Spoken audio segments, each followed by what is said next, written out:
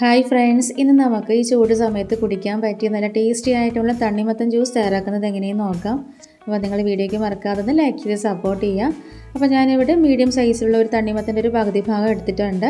ഇനി നമുക്കിത് ചെറിയ കഷ്ണങ്ങളാക്കിയിട്ടൊന്ന് മുറിച്ചെടുക്കാം. മിക്സിയിലിട്ടൊന്ന് അടിച്ചെടുക്കാം. പാകത്തിനുള്ള ചെറിയ കഷ്ണങ്ങളാക്കിയിട്ടൊന്ന് മുറിച്ചെടുക്കാം. ഞാനിപ്പോൾ ഇതിൻ്റെ കുരു മാറ്റുന്നില്ല. നിങ്ങൾക്ക് വേണമെങ്കിൽ ഇതിൻ്റെ കുരു ഒന്ന് മാറ്റിയിട്ട് കട്ട് ചെയ്തെടുക്കാം കേട്ടോ.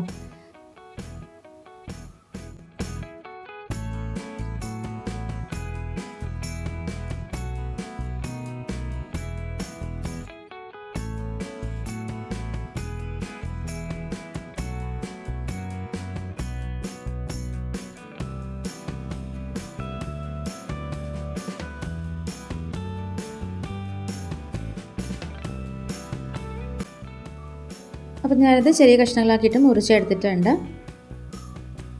ഇനി നമുക്കിതൊരു മിക്സിയുടെ ജാറിലേക്ക് ഇട്ട് കൊടുക്കാം.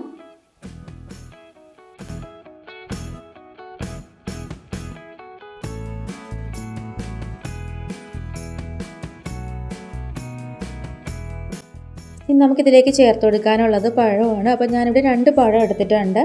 നമുക്ക് ഇഷ്ടപ്പെട്ട ഏതെങ്കിലും പഴം ചേർത്ത് കൊടുക്കാം. ഏത്തപ്പഴം ചേർക്കാതെ വേറെ ഏതെങ്കിലും ചെറുപഴം ചേർത്ത് കൊടുക്കാം.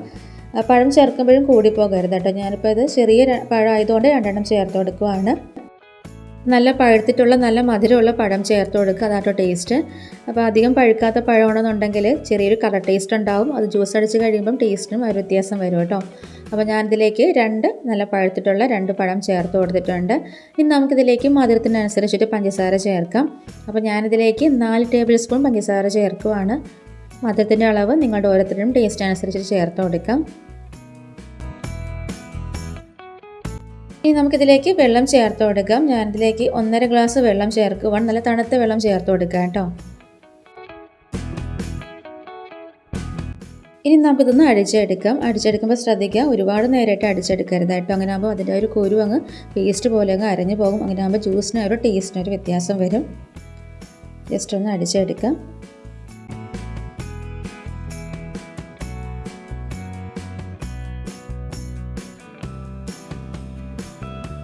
അപ്പോൾ ഞാനിത് അടിച്ചെടുത്തിട്ടുണ്ട്. ഇനി നമുക്കിതൊന്ന് അരിച്ചിട്ട് ഗ്ലാസ്സിലേക്ക് മാറ്റാം.